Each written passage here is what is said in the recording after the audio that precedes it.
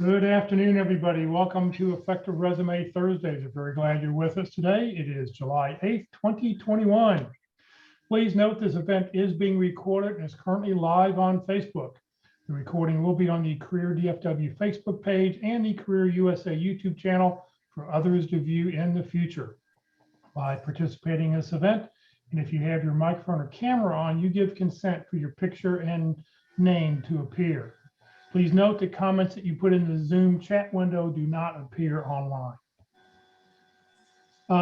We ask, if you will, to please make sure you're in speaker view, which is in the lower left-hand corner of the screen, because we will be using the chat feature, and that way you'll be able to see the PowerPoint and see the speaker as the speaker is presenting today. If you have any questions throughout the presentation, we will be using the chat box extensively, so please make sure you have that open. For those on Facebook, you're welcome to enter any of your questions or comments into the comment field. I am monitoring that feed. I'll be sure to get those questions answered for you. We are going to be reviewing one or two resumes today live online. You can submit your resume using the chat window. Have you gotten one yet or not? Just one, which okay. which is good. And right, so and we might have. Yeah, if you do want to submit your resume, we may have time for a second one. Please delete your header information because your information will be on Facebook and YouTube from now until the electrons stop connecting to each other.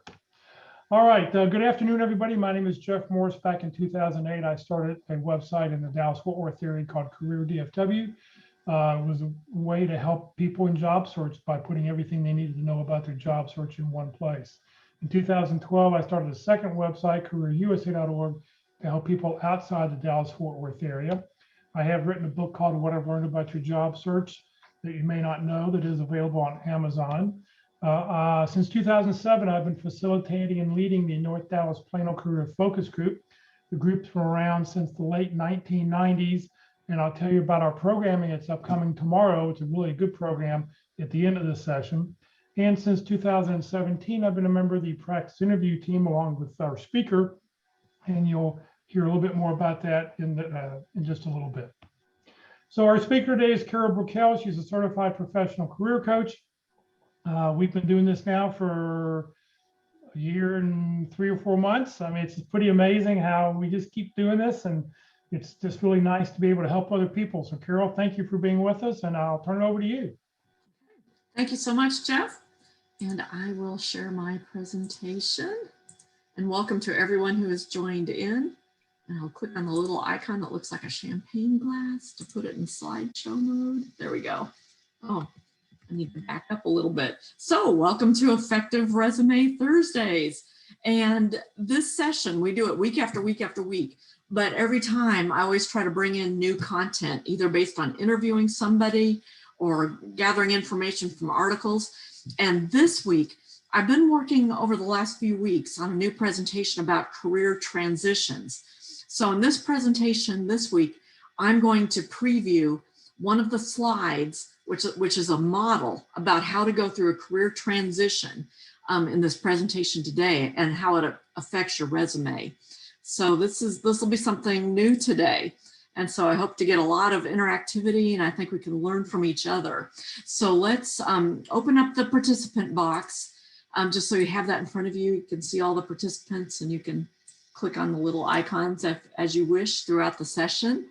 And then please do click on chat and open up the chat box. And we're going to do that again. There we go. I'm opening up my chat box and moving it over to my second monitor. Good, and I see that people are networking already in chat, which is great. And we've got one resume already that I've received. During the last part of the session, we like to show real resumes. And to get it started, I'd like for everybody to go into chat or on Facebook Live and comments and type in a few words to this question. Have you ever made a career transition, or are you considering making a transition? You know, transitioning from one type of job to another type of job, or from one industry to another industry? Type in a little answer, or say, nope, been in the same job all my career. Good, good. So somebody is an aspiring recruiter. What are you transitioning from to a recruiter role? I'm real interested in that. And people that are transitioning, if you could type in what you're transitioning from or to, or what you transitioned from, what was your job title, what you're looking to transition to. Okay, industry and engineering to recruiting. I may have a lead for you. Reach out to me offline because I know a great company that does engineering recruiting. So good, good, good. Somebody's out of college. Okay, good, good. Been in the same, yes.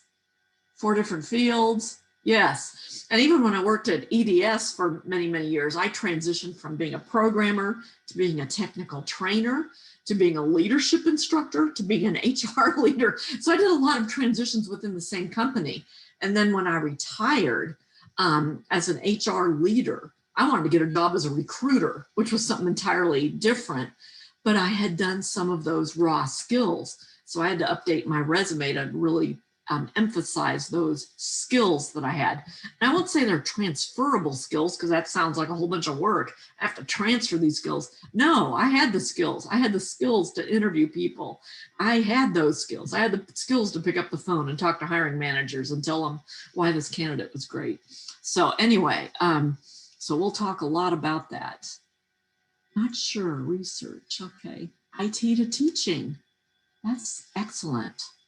Somebody's been in 4 different fields. Okay, transitioning back to an industry from waste, okay, to the oil and gas industry or the engineering world. Yes.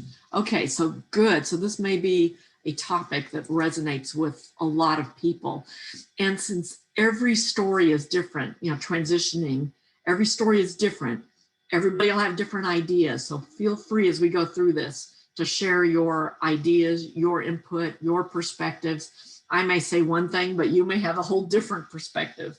Let's share it. Let's learn from each other. That's great. And so I'll be sharing things from my background and my perspective, and you're welcome to use my ideas about resumes or career transitions as they apply for you. And as if I say some ideas that aren't applicable or interesting or don't resonate with you, don't worry about it. We're just sharing ideas. And your job is just to soak in and listen to it all. And I highly recommend you put this thing aside, the phone, set it aside. If you get a call from a recruiter or a hiring manager, you can take that call. But I encourage you to set it aside and really just focus on this conversation, and let's learn from each other. I want to learn from you all, and let's learn from each other. And my background is I have 30 years of experience working at EDS that was acquired by Hewlett Packard. And I worked in a variety of different roles. Oh, I forgot to leave off consulting and sales was another role that I did. And had 30 years of experience. And then I took early retirement in 2012 and got a job as a recruiter. And that turned out to be such valuable experience. I gained experience both working in agency environments and corporate environments. I placed candidates in a variety of roles, and I reviewed thousands of resumes and presented hundreds of candidates to hiring managers. And I got feedback from hiring managers regarding their resumes. And like Jeff, I've been a volunteer for the pit crew. For me, it's been since about 2018 with the Dallas Pit Crew. And that's a wonderful organization where you can practice your interview skills. And we'll put together a mock panel interview for you. And we've shared information in the chat box regarding how to contact the pit crew to set up a mock interview. And then also I'm certified by the Professional Association of Resume Writers and Career Coaches. And I keep very close in touch with my buddies in the recruiting world, especially at Next Step Recruiting, where I retired from in 2019. And they're always looking for accounting people and finance, HR, project management, and IT programmer type people all the time. So if you don't have a great recruiter working for you, feel free to reach out to me and I can get you set up.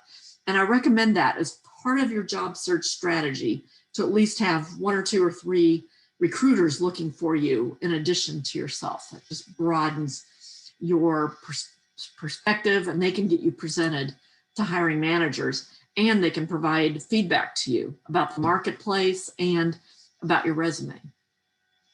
So here's our agenda today. If this is your first time here with us, type first time in comments or chat if this is your first time here with us. And if you're a return person, welcome back. We've got some new content to share, and we have several people's first time. Welcome, and some familiar names to me as well. So welcome, some longtime buddies and friends, and nice to have you back. Some people that have come back and some new people. So the first thing we'll do is talk about applicant tracking systems. We like to review that information each time. And then I'll talk about this new model that I've come up with regarding career transitions.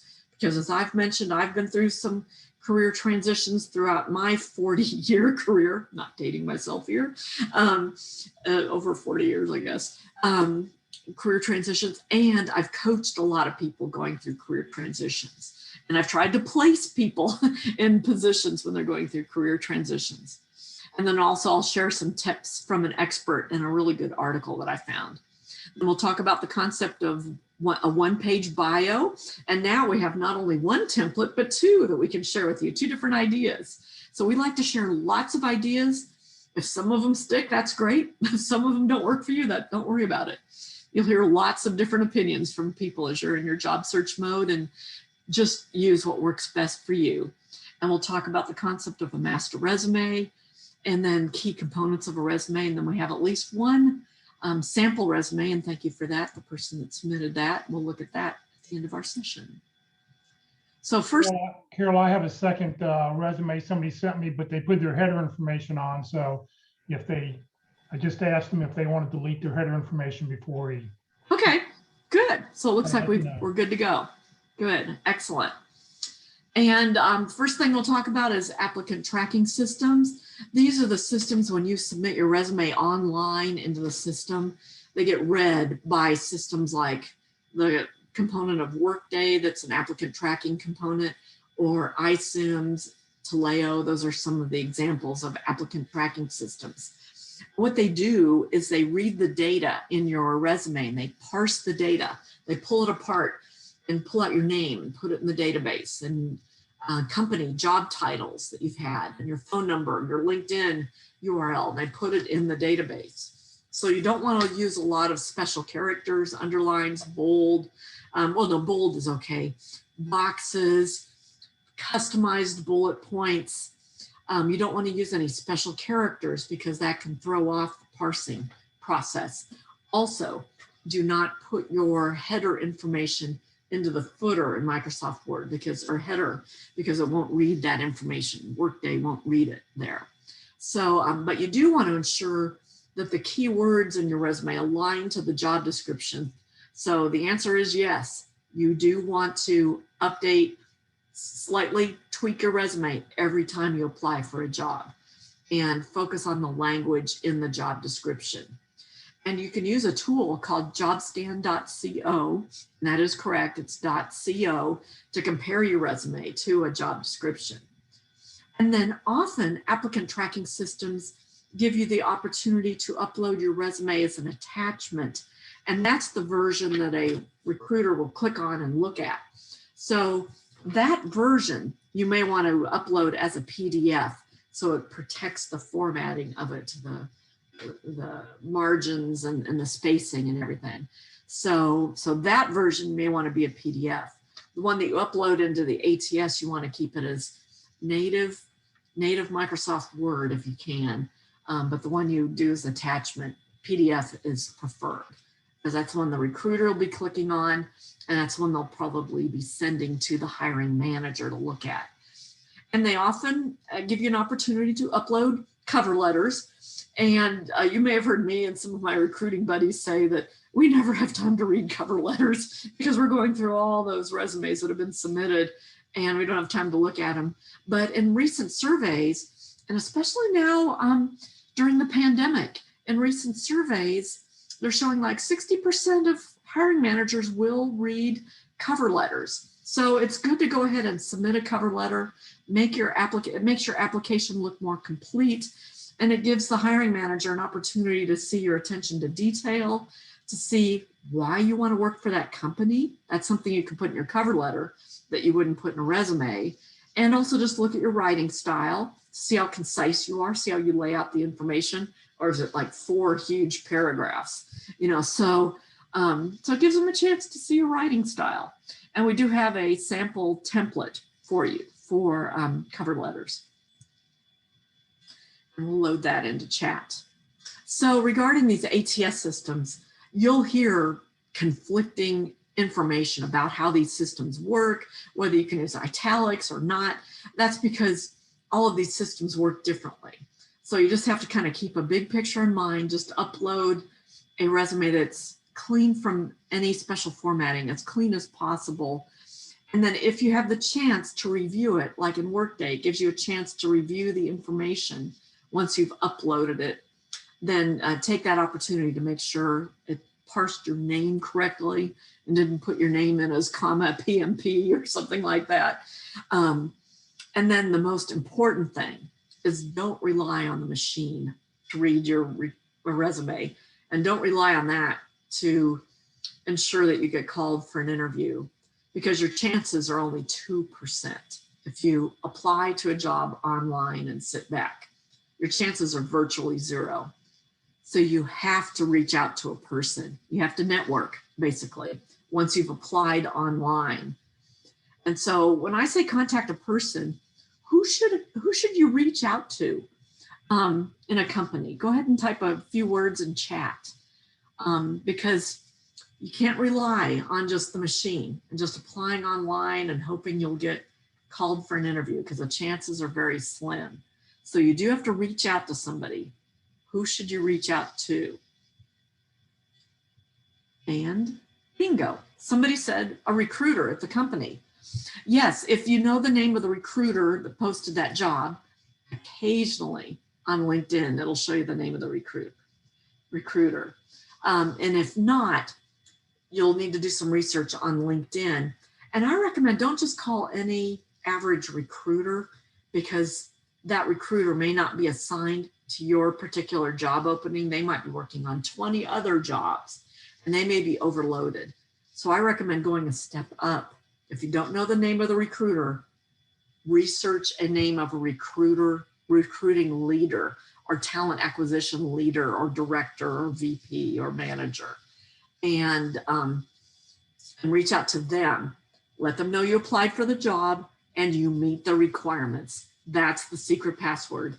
Recruiters love hearing those words. I meet the requirements, and then mention a couple of them specifically that you have. Like, I have over 5 years of experience doing this type of work and this type of specific experience. And I'd be happy to talk to somebody about at your convenience. And here's my phone number or an email. So just a quick message to a recruiter, or the recruiter posted the job, or the recruiting manager. And then somebody said, I like to reach out to current employees and ask them what they like and dislike about working there. Frequently leads to additional connections. That's a nice way of networking. And more specifically, if you've applied to a job at that company, I would network more directly and reach out to employees there, especially if you know someone there, or if maybe one of your friends has referred you to someone there. And say, hi, Joe referred me to you. And I would greatly appreciate it if you could forward my resume to the appropriate recruiting leader. I meet the requirements. If you have any questions, feel free to give me a call. Doesn't hurt to try. And if that recruiter or recruiting leader, gets your resume referred from somebody internally, that will increase your chances to about 50%. So a lot of time spent on this, but that can really increase your chances of getting an interview. Okay, now I'm going to preview with you my new model for career transitions. And this is the SCAN model. So if you're considering making a change from a career perspective, you really do need to scan the horizons and do some deep thinking and some work. Because as a coach, I've talked to a lot of people who said, oh, I've been this. I'd really like to do that. I could do that. And then once we talk about some of the details, becomes a little more challenging. So you do need to go into the situation with your eyes wide open and really scan the horizons. So first step in the SCAN model is to search a little bit. First, search within yourself and find out, to really ascertain and discern, is that the best path for you?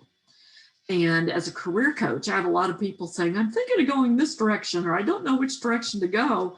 Do you have any personality tests or job search tests? And there are some great tests out there, and there's strength finders that can tell you your strengths. And there are some. And as a career coach, I have devised a set of questions, and it's a little process that takes about a 15-minute conversation. And it helps people discern their path forward, kind of based on previous successes. And so I recommend first search within yourself. And if you don't know how to do that, I recommend you reach out to somebody you trust, and or take a skill assessment, career assessment. If anybody's taken a great career assessment, type your experience in chat. And those search questions, that takes some time. It's not something I can just type into the system. I basically ask a series of questions to help you identify when you've gotten in the zone. And that helps me predict what could the future be for you. And the zone is when you're working on a task where you are so in tune with the task, you lose track of time and space, and you get accolades for that work, and you love doing that work.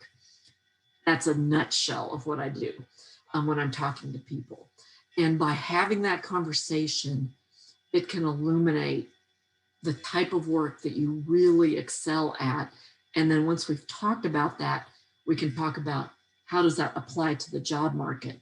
When are those types of skills needed in the job market? When and where, and what job titles? And those questions have led to some amazing discoveries. So recruiters can do that, career coaches can do that. So I highly recommend searching within yourself, and then search in the marketplace. Once you think, you know what, I want to be a recruiter, I'm good at that, I have the raw skills, I'm going to search in the marketplace. And when I say search in the marketplace, I say, go out on LinkedIn, Indeed, Career Builder, search for job descriptions. Look at the job requirements. Do you meet the job requirements? Do you have the skills? Are there software skills that are required? Do you meet those requirements? So first do some searching inside yourself and in the job market. Search through those job descriptions. And then conduct some informational interviews. Reach out first to your top favorite friends on LinkedIn and say, hey, I'm thinking of being a recruiter or something. And do you know anybody I could talk to find out what it takes to be a recruiter and to give me advice? And I bet people would give you some feedback about that if you ask them a very targeted question. So you could send out a mass mailing to 10 to 20 of your favorite people. Do you know anybody I should talk to? And then when you get those names, tell that person, hey Joe, so-and-so highly recommended that you'd be great at providing me advice. Would you have 15 minutes of time? And set up an informational interview with that person. And then be prepared with some questions to ask them, what they like about being a recruiter, what skills are required, what certifications required, or what software skills are required.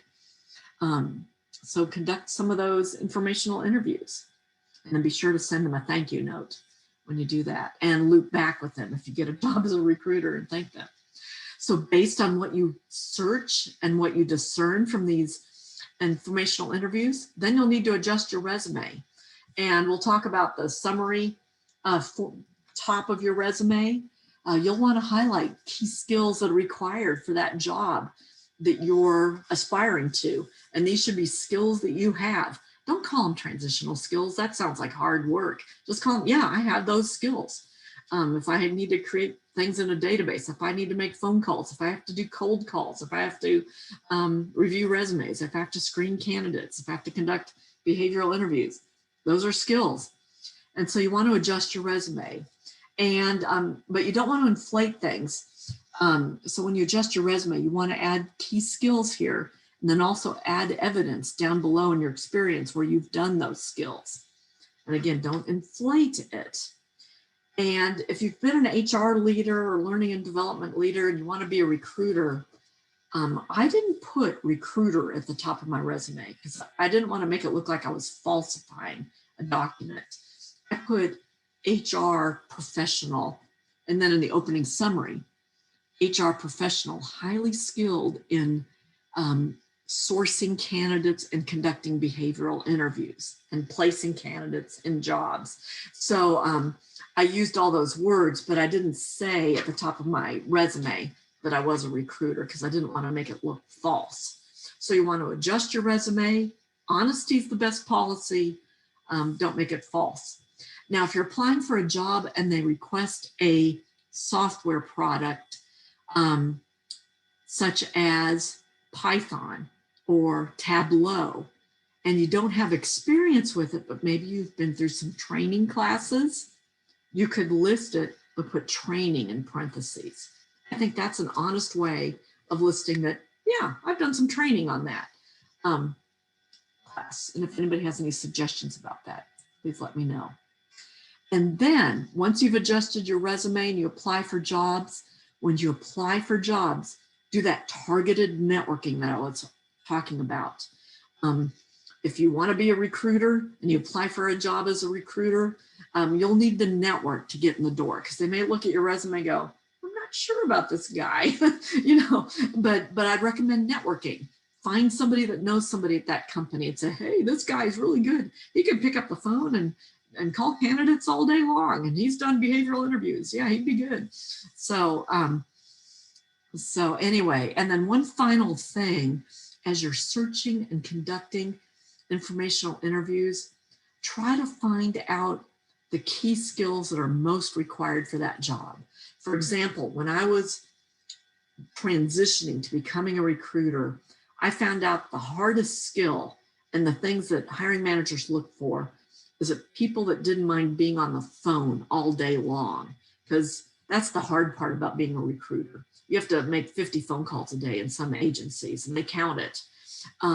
So when I went into my interview and my opening statements, I said, I love placing people in jobs, and I love getting on the phone and calling hiring managers and telling them about candidates. I don't mind getting on the phone and selling people. In fact, I love it.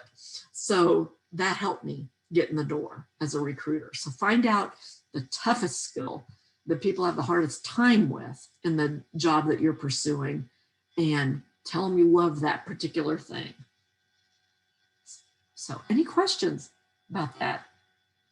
I'd like to everybody go into chat and type in your reactions to this model. What do you think? Is it helpful? Not helpful? Or if you have any questions, I'd like to get your reactions on this because this is new. Not seeing any comments. Okay.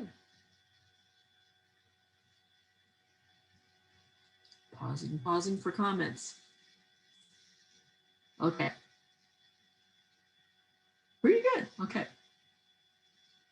Can you share those search questions? Okay, I already got that. Yeah. Okay. Good. Good. Good. Good. But not plant.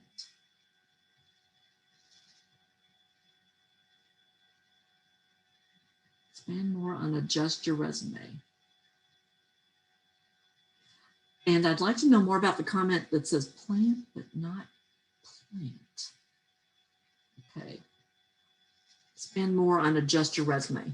When I say adjust your resume, you want to make sure the summary describes yourself with the skills that are required for the job that you aspire to, and be honest about it. And if you say you have skills like conducting behavioral interviews, be sure you provide evidence down below in the experience section of where you've done that. So hopefully that helps. And I know a career change resume is very different from where I stay in my industry. Maybe, maybe not. Yeah. Okay, good. So hopefully that helps. Good. And the other thing I was doing was scanning the marketplace for good articles about career transitions. And I didn't find many, but I did find some. And this one I liked the best. And it was by a career coach at somebody at Top Resume. And so they provided these tips. Consider your options. So again, get out there, explore, look at your options, think about where you've been most successful and what you could do and how that aligns with what's available in the marketplace. Grow your network. Send a direct marketing campaign to or direct mail campaign to your top 10 to 20 people that you know and ask them for suggestions of people you should talk to. Okay, good. And so grow your network. Yes. And then learn the industry and build skills. If you're wanting to become a data scientist, you've been a data analyst, you want to be more of a data scientist, and it says you need to learn Python. You may want to build those skills and do maybe a pro bono project for somebody using Python so you can say you used it in a work environment, even if it was pro bono work. And then tweak your resume and your cover letters. And prepare for the questions. So prepare for interviews, and you can practice with places like the PIT crew, practice interview team. I'm going to read a couple of these comments. Walt Glass talks about planning your work, then working your plan. Yes, tweaking along the way is necessary. Like the resume adjustment you mentioned. Yes, planning your work and then working your plan. Yes. Okay, some people are pressed by time. Can you share some tips to be successful in getting informational interviews? Yes, people are pressed for time. But I'm finding in this world of working with Zoom, asking somebody for a 15-minute Zoom meeting, people can usually accommodate that, maybe during the lunch hour at the end of the day.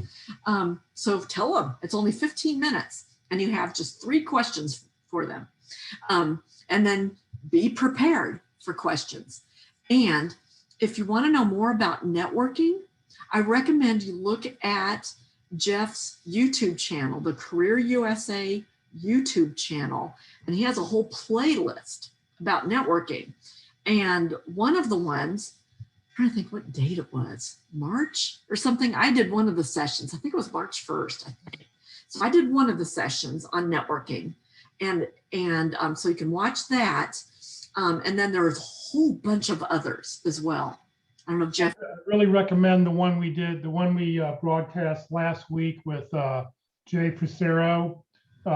He is just excellent. He's a very analytical person as far as how do you network and what do you have to do and how do you be prepared. So there's like 20 different speakers who've talked about networking on that channel. Yes, and I think Jay is one of the ones I've really learned from. Yeah, his work really, really resonates with me. So yeah, I'd recommend watching Jay. And then the other thing I can do is I can share the handout at the end of this. I don't know if you still have that, Jeff, but I have a handout about networking. If not, I can share it when we get to the end. I'll go look for it while you're talking. Okay. I do have a handout for the networking session that has sample emails that you can send when you're networking and sample questions you can ask in informational interviews, and then also kind of an action plan. Yeah, so to resonate with some of the comments here. I just put in the chat. Okay, good. Oh, thanks. Great. And then someone suggested asking for a coffee chat rather than for an informational interview. Yeah, if that works for you, tell them it's only 15 minutes of time, and you'd like their advice. So yes, good. All right, so good discussion there. So now we're going to pivot to really talking about resumes, and first the concept of one-page bios. And those of you that have a one-page bio, type into chat if you have one and if you've used one. I'm finding more and more that people are using these more and more because they're kind of multi-purpose documents. A resume screams you're looking for a job.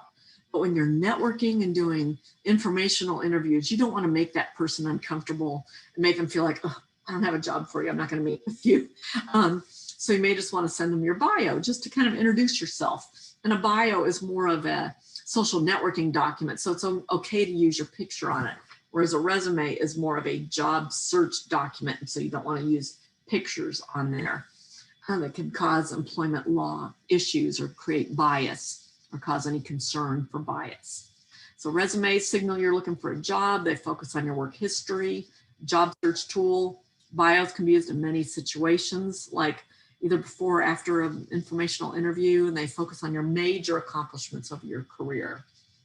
And we have a couple of samples, and we'll load, and I think, Jeff, are you able to share this one? I got them. Yeah, and then the other one, the modified version of Jay's, the general version. So here's one that one of my clients has used, and then I just plugged my information into it. That it just basically highlights your areas of expertise, a short paragraph about your background, your professional biography, education, contact information, and then major accomplishments. So that's one. And you were sharing it in MS Word version. You can take this and use it for your own. And then last week, Jeff shared this with me, a general version of the version that Jay, how do you say his last name? Fusero. Jay Fusero uses, and this is excellent as well. So if this, and I like it because it's bullet points, core competencies, lots of core competencies there, achievements, areas of expertise, and again, professional biography, and then also target job head functions, and then target companies. And this section you can modify or leave off if appropriate. Because if you're just targeting into one major company and you want to show them, you are my favorite company, you may not want to show all these target companies. But please make sure that if you have a target list of companies, make sure that whatever company you're sending this to, or the person you're sending this to, make sure their company is the #1 company on the list. So this We're is the only one. every time you Yeah. send it. Yeah. So, or from a sales perspective, I would say if you're really really wanting to get in the door at Pepsi, I don't think I would show any of those other companies. I would just say, this is the place I've been following. So, or depends on who you're networking with. So that list, modify. Yes. So this one's, yeah, kind of a combo bio / marketing plan. Yeah. It's hard for a non-salesperson to show big numbers. That's true. And hiring managers know that. Hiring managers know if you've been, I don't know what your job is, but doing some work. However, sometimes you can talk about results that, for example, read your resume and then ask yourself the question, so what was the impact? Maybe it increased efficiencies or streamlined the process. So sometimes you can show the impact, but you may not always have numbers. Okay. Yes, and Jeff has posted both documents in chat, both of these templates, both this one and this one. So those should provide you a couple of different samples. And I love being able to share a couple of different options for people. And now we have the concept of a master resume too, which is good to keep in the background for yourself. Jeff, would you like to share your words of wisdom about? All right. Well, first I was just reading your first line. There may be up to 10 pages. If it's 15 pages long, that's okay, because some of you have probably done a lot of really great things over the years. But if you prepare a master resume, you never have to really think about what you did in the past, because you put everything down that you can remember. Maybe you go, and I have a file of resumes I've put together since my first and second job, and I've combined them all, and I have a master resume now that has all these bullet points on it. And that way, when I see a job description, I can go take my master resume, save it as something, and then go and delete everything that's not on the job description. I'm sure everybody's done a lot of great things, but if they don't ask about it, you just want to be you want the recruiter to call you up. And how are they going to call you up? They're going to call you up if your resume matches what the job description is. So don't tell them what they don't tell them what's not on the job description. Make it easy. Excellent. Yes. And Jeff, what's the best email for people to use if they want you to send them these templates? Because if they're calling in on their phone, they may. Yes, I'll put that at the very end here, but resume@careerdfw.org. Resume@careerdfw.org. So just let me know what you're looking for, because I get a lot of emails at that address. Yes. Okay. So I just put that into chat. Thank you. Yeah, I'm seeing a lot of people that I coach have a master resume, and then they may whittle it down to a 2-page kind of targeted resume for project manager jobs. And then if they've also done business analyst type of work, they might have a targeted 2-page resume for business analyst types of jobs where they focus on those skills. So I've seen people do that. Okay, and then they tweak it for every company. Good. Yeah, I see people are networking out there. And what I recommend regarding networking is keep it brief and memorable. Share your name, your target job title that you're looking for, and a couple of target companies. And everybody can watch out there. And if they know any people at your target companies, you can connect with each other. Excellent. Good.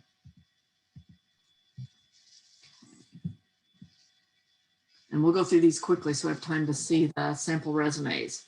You want to make it easy for the ATS systems to see that you're a great match for the company. So keep the formatting clean, lots of white space. Less is more, less text is more. Overall length, 2 pages is the sweet spot for professional resumes. Some can go longer, like for government jobs, highly technical jobs. Right out of college, 1 page. But other than that, if you have 3+ years of experience, 2 pages is more the sweet spot. And we'll ask a question here regarding number of years to show on the resume.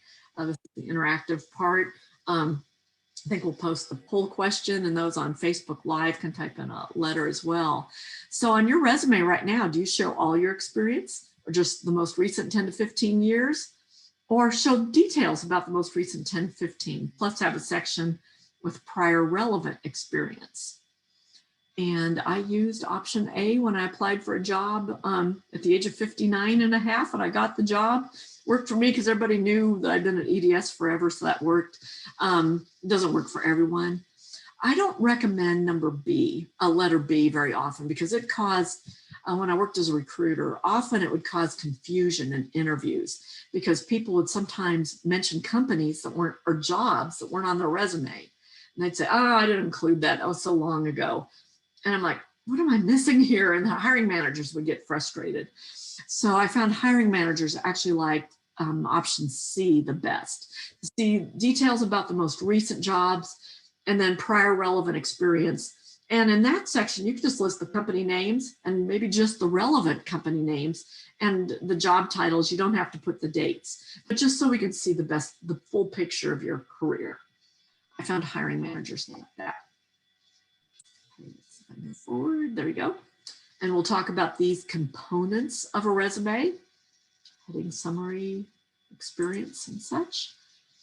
And in your heading, put your name as you like to be called, not your formal name, like my husband, Joel Edward Brickell, but nobody calls him that because you can't get it off the tongue. He goes by Ed. So use the name you want to be called. Makes it a lot easier to be memorable in the job search process.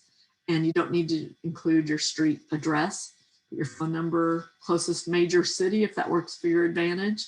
A good professional looking email address with your name, your full name in it, full first and last name. You may have to add a couple of characters to make it unique. And then your LinkedIn URL and summary profile.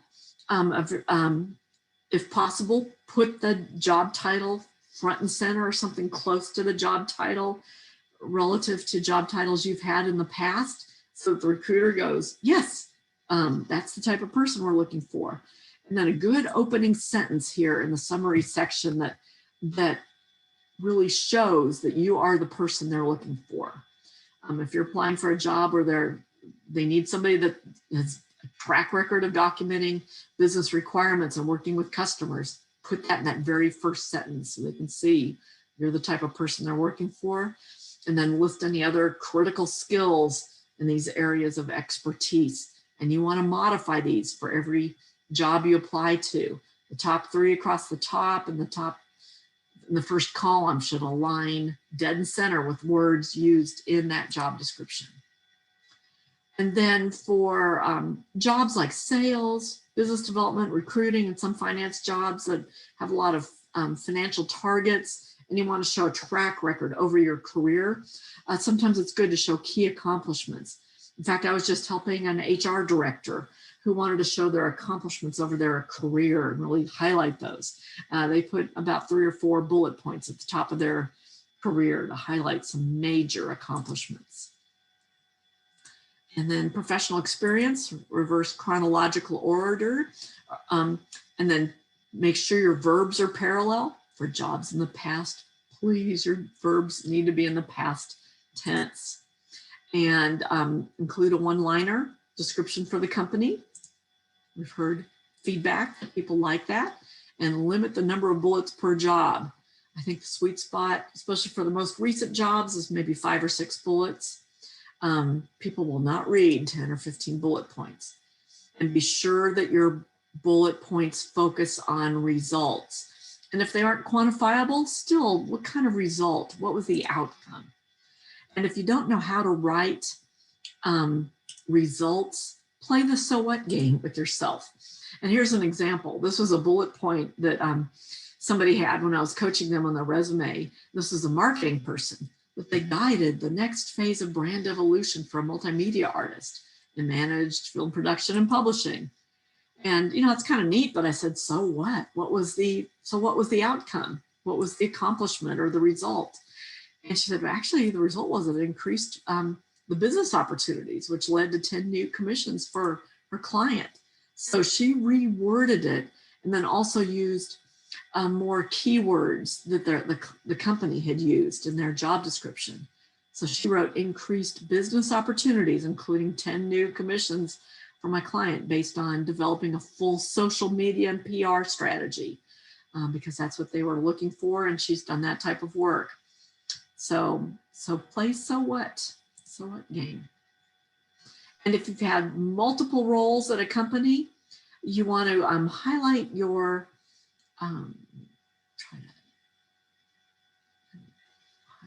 we go. When you have multiple roles at a company, you want to show the full span of time that you worked there. And then within that, show the dates for the jobs that you had at that company up next to those job titles. Don't justify those, because otherwise when a recruiter is scanning your resume, they'll think you're a job hopper. So this makes it look like you've had long longevity at that company. And then education, you want to show your education, software skills. And if they're asking for Microsoft Word and Excel, put it on your resume. And any other skills they're looking for, put those there. And if you don't have a degree, I do something like this: the school, city, state, and maybe your major or area of concentration. And then I like to show this slide because on the left is a job description. And before you apply for a job online, you want to review it, especially the bottom part of the job description, where you're looking for the requirements for the job, or here's what you bring to the job, or the qualifications. And if they're looking for Agile and Scrum and you've got that experience, make sure you show that you have those skills front and center. And then if they're looking for software like Visual Studio, make sure that you're showing you've got those skills. And go back and read the job requirements that they're looking for. Somebody that can write business requirements and make that front and center. Look for any other responsibilities, for any other keywords that you may want to highlight. Good. And so JobScan does this. Yes, and it's a machine. And if the job description says, yes, this company provides medical and dental benefits, it'll look to see if you have dental on your resume. So you have to take it with a grain of salt a little bit, but it will scan this. But you can learn over time how to do it yourself as well. You know, not exactly like a machine would, but over time you'll get good at highlighting these keywords and make sure that you're highlighting them on your resume. Good. So I'm glad you like the slide. I had fun putting this together. So good. Okay. So now we have a few minutes to review. While you're doing that, there was one question. They said, is it okay if I bleed over to a third page on my further training? Well, depends. it kind of does depend. I'm not finding. Yeah, I mean, you really need to, there is probably not a resume. There's probably a resume that you think you need to show all this information, but if they don't mention it in the job description, you don't need to put it down. Now, if you're applying for an educational job or a job with the government, they want to see everything. But for most cases, don't mention things if it's not in the job description. Yes. And one thing I've seen is people listing a lot of LinkedIn learning. And I mean, anybody can sit in a class and it's not really an accomplishment really to just sit in a class. So even though they give you a certificate of completion at the end of it. So be careful about that. Yes. So I would say with care. Okay.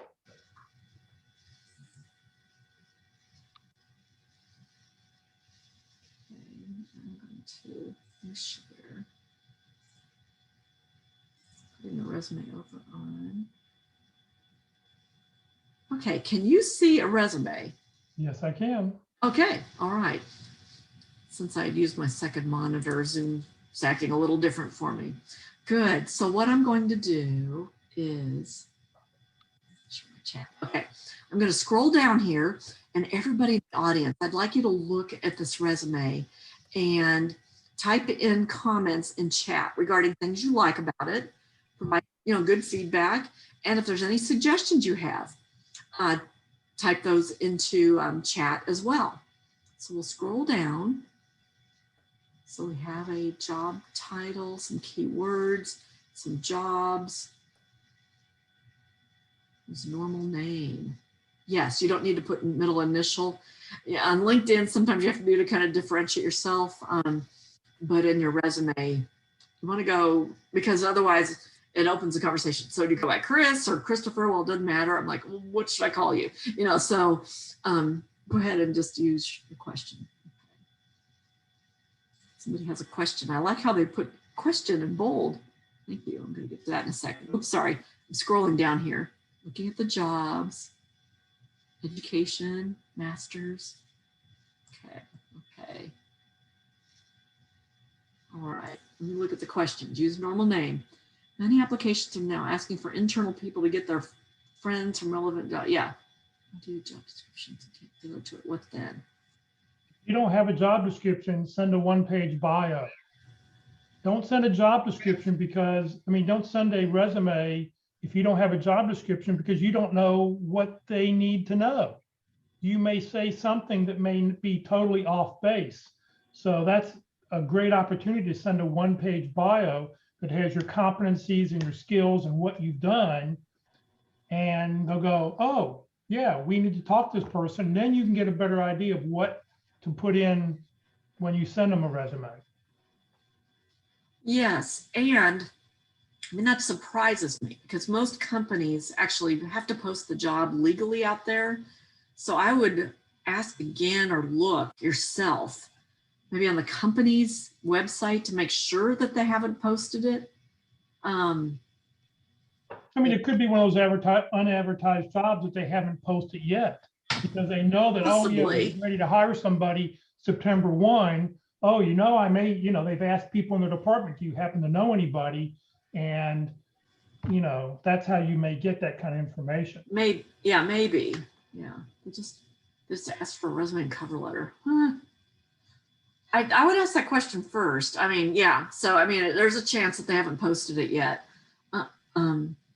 That's interesting. Okay. Yeah, I would just dig a little bit further and do a little bit of sleuthing. Trust but verify.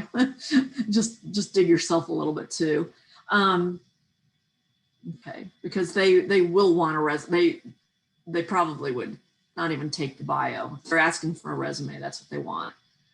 The worst case, you could tailor it maybe to a similar job description. Make sure it's aligned to that type of job.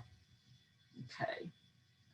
And then, Okay, let's get back to the resume. So, I mean, one of yes, the comments that one person said was, what about that solid line? Will that mess up an ATS system?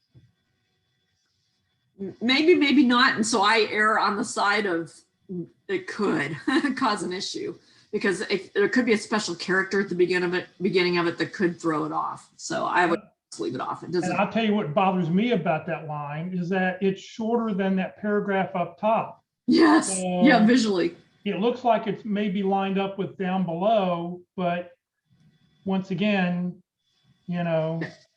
Yes, and this line up above with employee relations that seems to be highlighted or something, I would definitely take off the highlighting.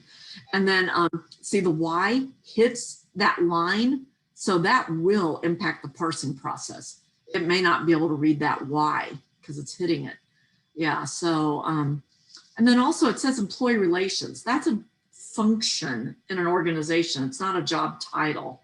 So if you're applying for an employee relations specialist position, I would say, and if you've been an HR specialist, yeah, you could probably say employee relations specialist. And to make your resume even stronger, if you did employee, I was going to say that title and summary can be adjusted for the in particular job. This is kind of the baseline one. And, you know, if it's, you know, employee relations specialist, or I had one recently, I had an interview for today. There was a Title IX coordinator.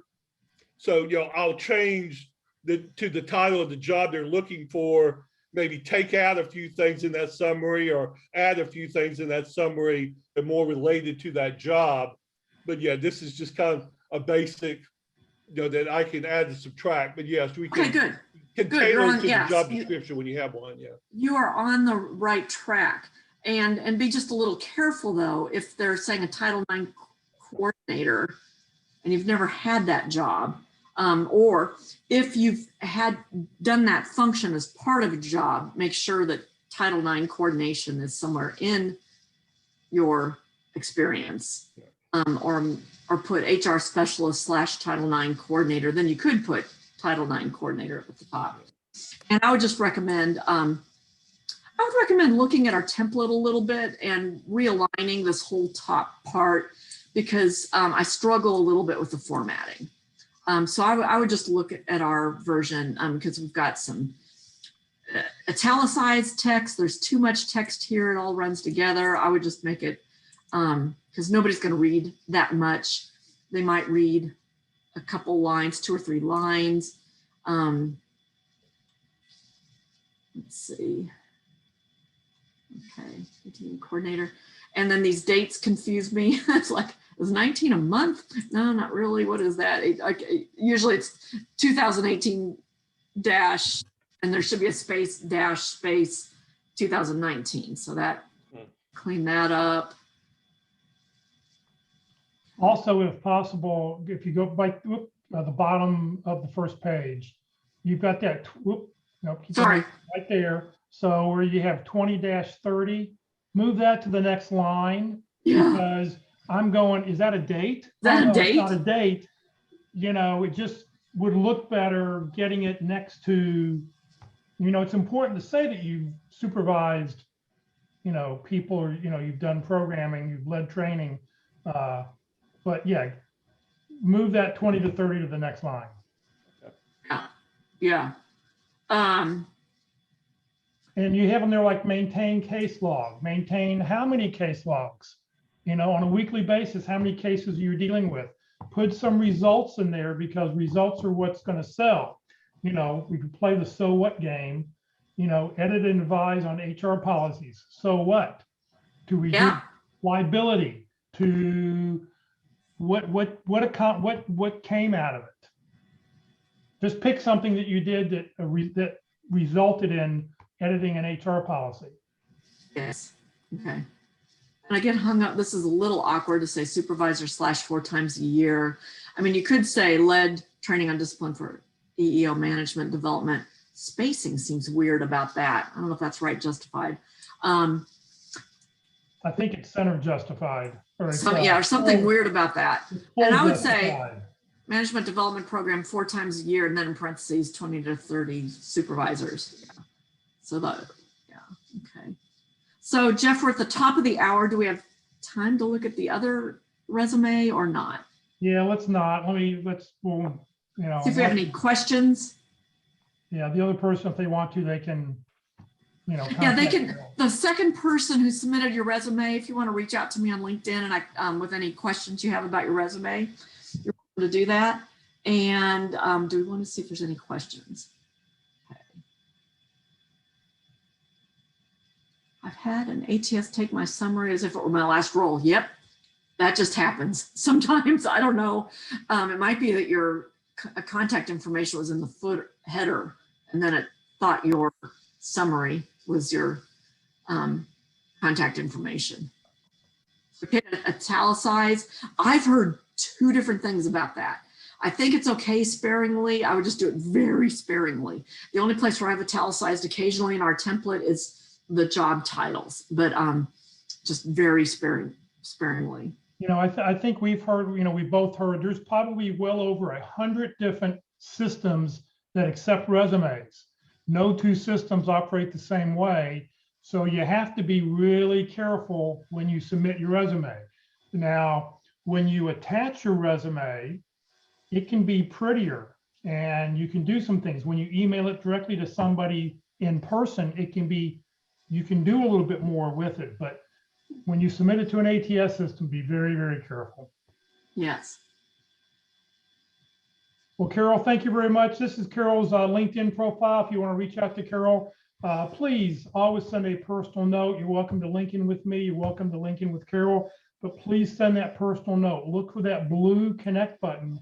And when you see a blue connect button, you can send a personal note. If you see a white connect button, you cannot send a personal note. And personally, I do not accept any connection requests with people who do not send me a personal note. Let's see here. Here we go. If you need a sample, if you want the sample T cover letter, the resume, the 1-page bio, you can, if you didn't get it, you can send me an email at resume@careerdfw.org, resume@careerdfw.org, and let me know what you're looking for, and I will get that to you. It may be this weekend before I get to it. I don't always check that account every day. Career DFW and Career USA, we're putting on training 5 days a week. I'm gonna have to take a vacation soon, so we're gonna have to cut it down to 4 days, I think. But right now, 5 days a week. Tomorrow morning at the North Dallas Plano Career Focus Group meeting, our speaker's gonna talk about headshots. So we talked about a bio. We've talked about your LinkedIn profile. Those are 2 places you have to have a good looking headshot. What makes your headshot look good? What are the good tips and tricks to keep your head, you know, making sure when you do take a picture, what makes it look good? So that's what our speaker will talk about tomorrow. Next Monday at Networking Mondays, networking the old-fashioned way. This is with Jay Arbetter. This is will be a 90-minute presentation. So if you join us on Monday, please note from 1 to 2:30 Central Time. Jay goes for about 90 minutes, but he's got a great story. It's a great motivational story about networking and how he got into networking and how he's used it in his life. On Tuesday, LinkedIn from a Recruiter's Eye. This is with Kurt Vondermatter. Kurt spends about $10,000 a year with LinkedIn, and what he will show you is LinkedIn package from, or the recruiter package from the back end of LinkedIn. It looks totally different than what you and I see. You'll never know he's looking at you, but if you want him to find you, he's going to point out what will make you stand out. Next Wednesday, if you're interviewing Wednesdays, be session number 11 of 13. It'll be all about informational interview. You know, how do you conduct that 15-minute phone call, that 20-minute phone call? How do you get that information? Join us. It's a great presentation. I think it's one of the big things you have to have in your toolbox when you're in job search, because you probably should be doing a lot of information interviewing, maybe 2 a day, 1 in the morning, 1 in the afternoon. If you do that every day, your job search will move along. This session has been recorded. It will be on the Career DFW Facebook page and the Career USA YouTube channel. Please follow us on Facebook. Please subscribe to the YouTube channel. We'd really appreciate it when you like and follow us. This opens up more tools that we can use on the different platforms. On the Career USA YouTube channel, as we talked about a little bit earlier, you can see, be sure to click on playlist. Otherwise, you'll just get a hodgepodge of all the videos that have been posted. But if you click on playlist, then you can pick the effective resume one, the interviewing one, the LinkedIn one, the North Dallas Plano Career Focus Group speakers, and there's another one for networking that you can't see on here right now, but they're on there. Don't click on the video, but click on the red arrow down where you see the red arrow where it says view full playlist, and then up will come a list of all the different dates in chronological order and what the topic was that day. So it makes it a lot easier if you want to go back and see something. Like I said, all those networking ones are on there. Go back, see Jay Frusero. It's a great presentation. If you're not receiving emails about our workshops, please join the Career USA mailing list. You will not get spam, but you'll get 6 or 7 emails a week.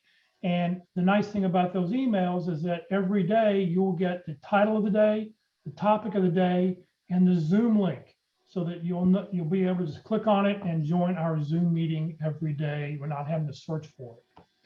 So please remember, Career DFW, we're just a 501c3 nonprofit organization. We have no full or part-time employees. Carol's a volunteer, I'm a volunteer. I've never gotten paid to do any of this over the last 13 years. This is what I do to give back to the community.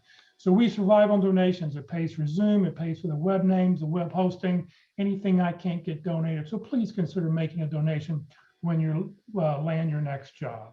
So thank you for joining us today. Hopefully we'll see you tomorrow about headshots. Carol, thank you very, very much again. You're very welcome. And thanks everybody. And thanks for the participation.